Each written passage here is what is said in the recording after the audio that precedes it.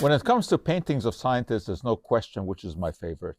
This one, of Michael Faraday, perhaps the greatest scientist of all time and the greatest scientific lecturer, giving a talk December 27th, 1855, a traditional Christmas lecture that he would give to lay audiences, including children.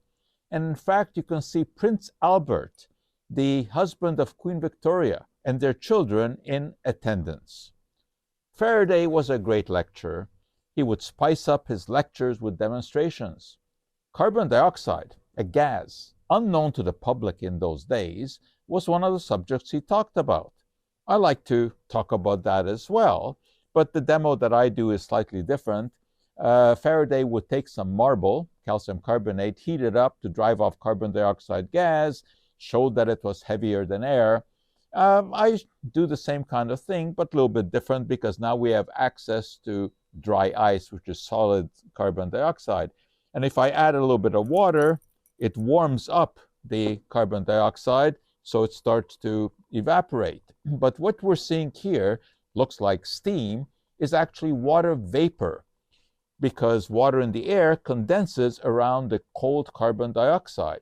And when I just tilt it, you can see that the vapor falls down because carbon dioxide is heavier than air, and so is water vapor. So he would discuss scientific phenomena such as that in front of lay audiences and really thrilled them and sparked many children to get interested in science. But there's another reason why Michael Faraday is my hero, because he was a great enemy of quacks and charlatans.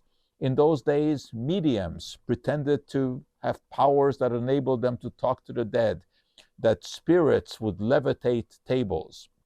Faraday was very much against that, of course, and he exposed them. And I tell my students about that. I tell them that once you know science, then you can really skewer the quacks and maybe turn their ideas around. But there's a reason for this demonstration, nothing to do with this poor duck.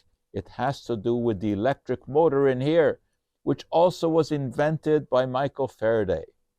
Capitalizing on an observation made by the Danish chemist and physicist Ørsted, who noticed that a compass needle moved when a wire beside it had a current running through it.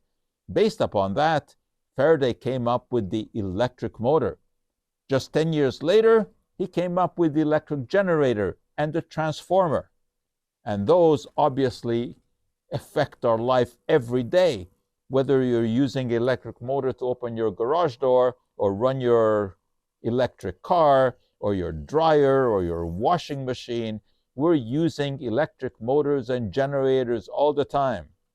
Thanks to Michael Faraday, one of the most remarkable scientists who ever lived. And I always remember him around Christmas time because of the famous Christmas lectures that he gave to lay audiences that brought the throngs to the Royal Institute in London. And I had the chance to speak at the Royal Institute. That was one of the great thrills of my life. Unfortunately, it wasn't in the theater where he spoke. It was in one of the other lecture rooms. But it also allowed me to visit the basement where they have the Faraday Museum, and you can see his original generator, his original electric motor, and his original transformer. I almost had the feeling that I should kneel in front of that showcase.